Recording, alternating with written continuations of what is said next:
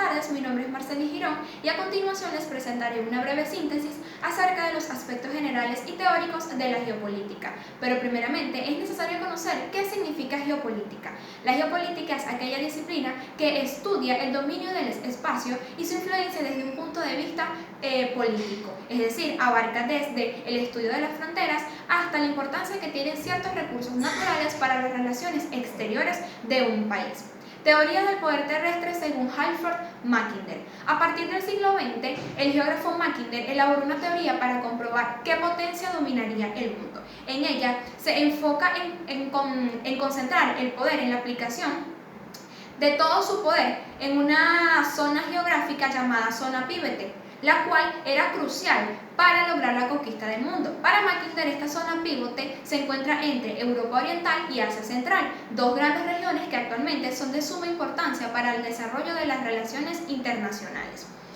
Mackinder dividió el mundo en tres grandes regiones: las islas periféricas, las islas interiores y la isla mayor, siendo esta última la de mayor importancia, ya que concentraba tres grandes continentes: el europeo, el asiático y el africano, continentes que concentran una gran cantidad de recursos naturales. En contraposición a esta teoría surge la teoría de Alfred Mahan. Mahan fue un importante almirante y geógrafo estadounidense, el cual, a pesar de estar relacionado con la guerra y el ejército, escribió una gran cantidad de libros, entre ellos La influencia del poder naval, en el cual se explica una serie de teorías geoestratégicas relacionadas con el poder marítimo y destacando que era necesario controlar el mar para poder dominar el mundo. Sus temas giraban en torno a la necesidad de los Estados Unidos de Norteamérica de mejorar su potencial exterior, logrando la ampliación de la línea marítima de comunicación, una mayor proyección del poderío naval y una ampliación del mercado internacional. Teorías del poder aéreo. Giulio Douwen fue un importante militar italiano, el cual concentró sus estudios en la aplicación de la concentración de sus propias experiencias personales y experiencias ajenas sobre la Primera Guerra Mundial y la Guerra Italo-Turca para apoyar su propuesta de fortalecimiento de la aviación militar. La primera propuesta que Douwen tuvo fue la creación de un brazo militar, la aviación, que fuera totalmente externo y autónomo del ejército y la armada. Pues para Douwen el poderío aéreo estaba subordinado a todos los objetivos relacionados con el ejército y la armada, pero tenían la capacidad de poder realizar sus propias operaciones con mucho más envergadura y con muchos efectos más profundos. La visión que Douwen tenía de que el bombardeo era un arma decisiva para el conflicto bélico y la producción de una guerra total por parte de que fuera producto de la aviación fueron ideas que, a pesar de que no fueron propias, fueron de suma importancia y de gran envergadura. Los aportes. Friedrich y la teoría de las cruzones. La teoría del mundo de las cruzones fue desarrollada por James Friedrich, quien fue un discípulo de Mackinder. Este le dio una evolución más grande a las islas de su profesor. Se encontraba entre la teoría del poder terrestre y la teoría del poder naval. Estas zonas se encontraban conformadas por un conjunto de estados que habían sido sobrevivientes de la economía a pequeña escala. Estos estados tenían una estructura económica y política muy frágil, pero eran muy importantes para las relaciones internacionales. Luego tenemos el realismo político de Spigman. Nicholas Spigman es continuador del desarrollo de las teorías y tiene influencias de Henry Kissinger y de los teóricos anteriormente mencionados.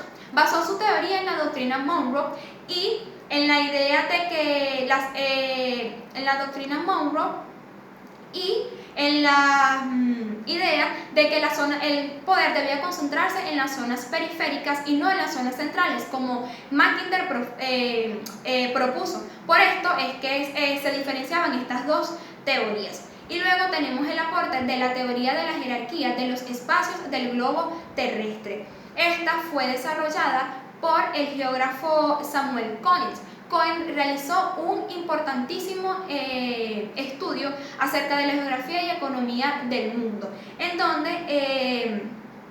donde se demostraba que los distintos elementos que conformaban el espacio geográfico eran de suma importancia, pues él realizó una jerarquía a partir de esto. Primero, determinó la importancia del comercio internacional y las rutas de los estados. Es así como realiza su primera jerarquía. En segundo plano, estudia y determina las rutas intraeuropeas, yendo desde España hasta Rusia, atravesando el Mar Negro e Italia, entre otros. Y por último, su última jerarquía es realizada mediante la determinación de los espacios geográficos de lenguas y etnias comunes. Por último, tenemos los elementos de la geografía de Venezuela y el mundo. Los elementos naturales que conforman la geografía de Venezuela son el relieve, el clima, la hidrografía, los suelos y la vegetación. El relieve es el factor de mayor importancia, ya que influye de manera importante en la distribución territorial de Venezuela y además de que influye en otros elementos, también influye en la distribución de la población y sus actividades económicas.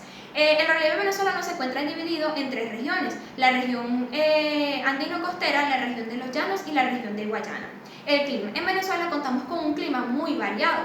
Entre estos tenemos el clima seco cálido, el cual se encuentra localizado en la región de las costas y de las islas venezolanas. El clima lluvioso cálido, el cual se encuentra localizado en la región de Guayana y en la región de los llanos. El clima de montaña alta, el cual se encuentra localizado en la región de la cordillera de los Andes y la región de los Teques. Y el clima frío de temperatura alta, el cual se encuentra localizado principalmente en la cordillera de los Andes, en Táchira y en Trujillo. Luego tenemos lo que es la hidrografía. La hidrografía es la ciencia que forma parte de la geografía, que estudia todo lo relacionado con la distribución de las aguas. Los océanos, los lagos y los mares conforman las tres cuartas partes de la superficie terrestre. Luego tenemos lo que es los suelos. Los suelos en Venezuela,